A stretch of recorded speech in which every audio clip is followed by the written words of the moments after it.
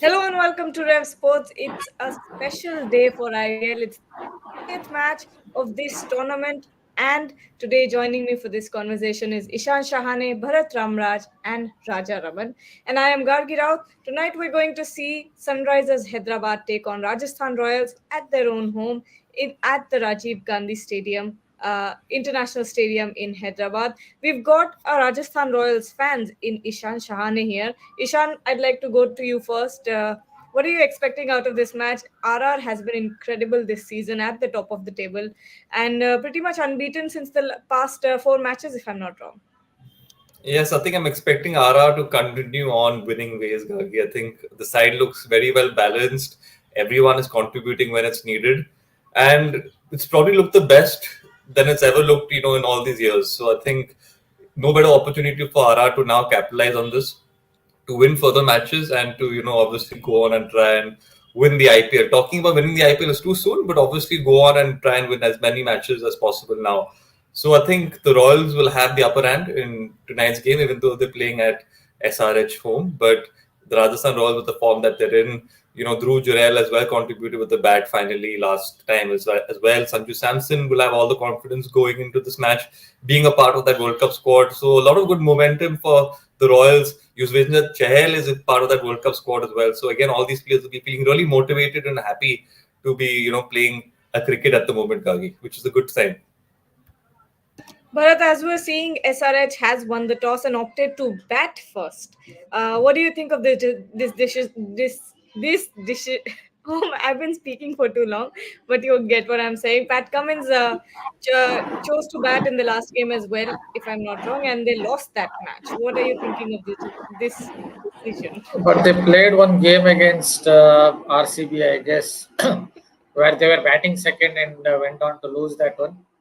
So perhaps he's thinking maybe the track will get a little too paced when it comes to batting second. So he's taken this chance because in that particular game, it definitely got too paced in the second innings, and that could be a reason why he's opted to bat here.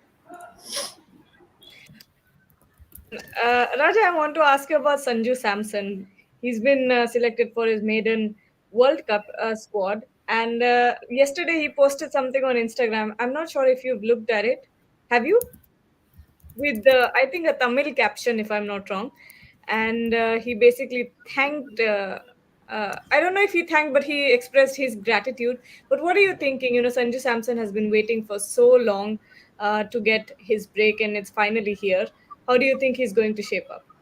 I think the truth of the matter is that a lot of his fans have been waiting for him to come good for India. We all know that he's a class act with the bat and even as a wicket keeper. But when he gets his opportunities, he seems to fritter them away. Uh, this is perhaps one of the last chances that he's going to get. So if he does get to bat in the middle order, and Ishan knows that I'm backing him to bat in the middle order ahead of Surya Kumar Yadav. So if he does get the chance for the India side in the 11, he should be making the most of it. That's what his fans will want. But like Ishan pointed out a short while ago, he'll be in a good space. He's in a good frame of mind. He scored a few runs for Rajasthan Royals this time around. But the challenge is going to be chasing a score that Hyderabad's going to set. And we all know how Hyderabad can be explosive when they bat first and put up a big score. Yes, absolutely.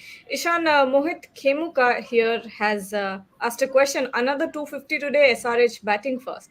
But I think the Hyderabad stadium is quite large, but you never know. SRH has been doing it for so long now. Another 250 today looks a little difficult, Gagi. Like I said, this is a well-rounded bowling lineup as well. Trent bowled with the new ball. Sandeep Sharma is in good form. And then we have Ashwin and Yuzvendra Chair as well. So I think, posting a total above like around 250 with this bowling lineup will be extremely difficult because you have the experience of both the spinners.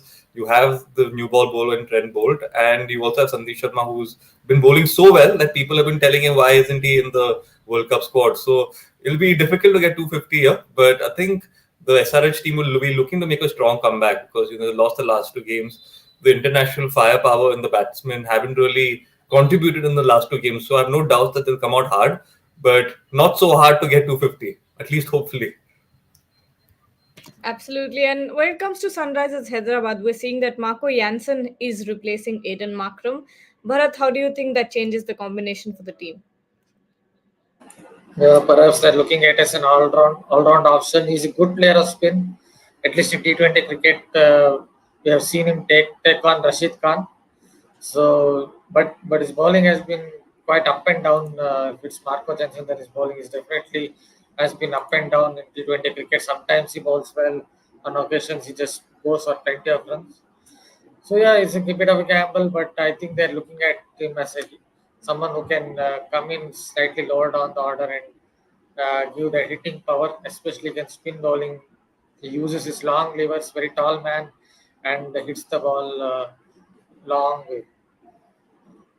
Yes, and Ishan, we were talking about 250 as Mohit here asked you. Do you know what Pat Cummins has said in the after the toss? He said it's a good wicket, and who knows whether we can get 300 tonight. This is the Wow. mindset that Cummins is coming in with. Raja, what do you think about this? It's quite interesting to see. Of course, Pat Cummins is an incredibly successful captain. He's been a part of an incredibly successful Australian team, but this is next level, isn't it? Yeah, I won't be surprised if he forms a society for prevention of cruelty to bowlers soon after this IPL.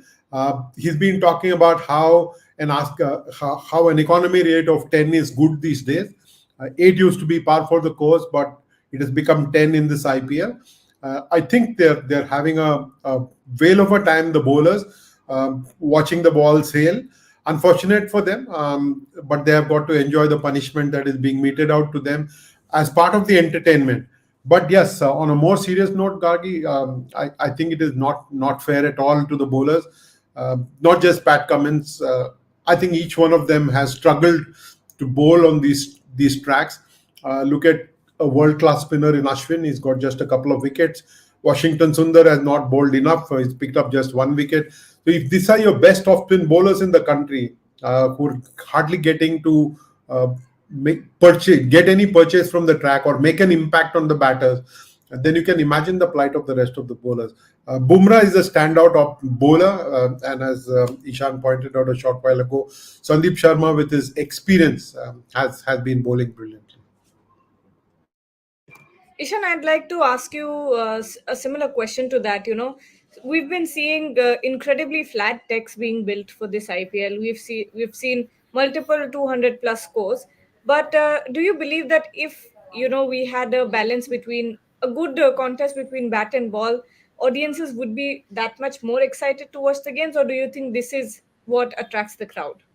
Definitely, Gagi. I think there has to be more of a balance here because even though we like seeing 200 being put up on the board often, you know what's going to happen? The audience will get used to this after a point time, and then later on they'll realize that maybe this is not so entertaining anymore because it happened once, it happened twice. You're intrigued, but if it keeps happening on a regular basis, the it's sad to say, but the sport might take a hit. And you don't want that to happen to the sport. You want it to be intriguing. You want it to be an even contest, and that's where the love for the game comes. So there has to be more balance. There has to be more sort of favoritism towards the bowlers. I don't know what actions will be taken in the future, but there has to be something done here because seeing 220, 230 is great, but after a point of time again, it's going to fade away. After a point of time, the audiences will know what to expect, and that interest of watching, a T20 game or an IPL match might go. So there has to be more balance, definitely, Raji. Yeah, that's a fast bowler speaking all the way. Absolutely. That's why I asked him that question, because then you'd get accurate answer. Because a batter would say, "No, no, we love this. We want to make as many centuries as possible." But Bharat, when we look at the Rajasthan Royals lineup, we're seeing Yuzvendra Chahal, Avesh Khan, and Sanju Samson and Yashasvi Jaiswal making it to the World Cup team. When it comes to the bowlers, Avesh Khan and Yuzi Chahal, what have you thought of their performances throughout this IPL? See, Chahal, I think, has bowled pretty well on some of these really flat surfaces. So you have to give it to him. Avesh Khan has been a bit up and down. Sometimes he seems to be bowling well. On occasions, he seems to give a lot of enough weight. Doesn't get those Yorkers right. I think it's been a little bit up and down. But yeah, performance. Both of them have performed reasonably well. Just want to add a point on T20 cricket. See, T20 cricket, if you put hat of a guy who is into marketing, then definitely it will be always in favor of the batsman. That is how it is. But this time around, it has, I think, gone beyond a certain boundary. Certain boundaries, it has gone beyond that, and bowlers have really suffered.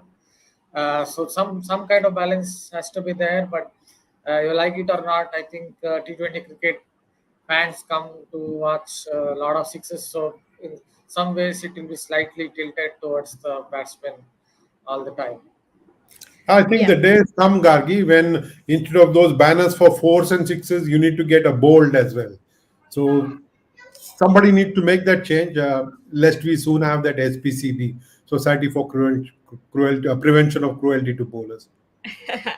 But it's time for predictions. Ishan, who do you think? RR. I'll just predict for you, right? Definitely RR Gagi. I think RR And will. how many runs is SRH making? 300, like Pat Cummins said. I'll say 200, 200, 210. RR will chase it down though. Bharat, what about you? Maybe SRH after a couple of losses will come back and do something. Just like I said, maybe guess will win yesterday. Maybe today is SRH day, playing at their home ground, so expecting them to do something. Raja, before we get to your prediction, there's one interesting comment here by Vikram. He's saying, why blame the pitches? Why can't everyone be like Bumrah and Narayan? I think he answers the question himself, because not everyone is Bumrah and Narayan.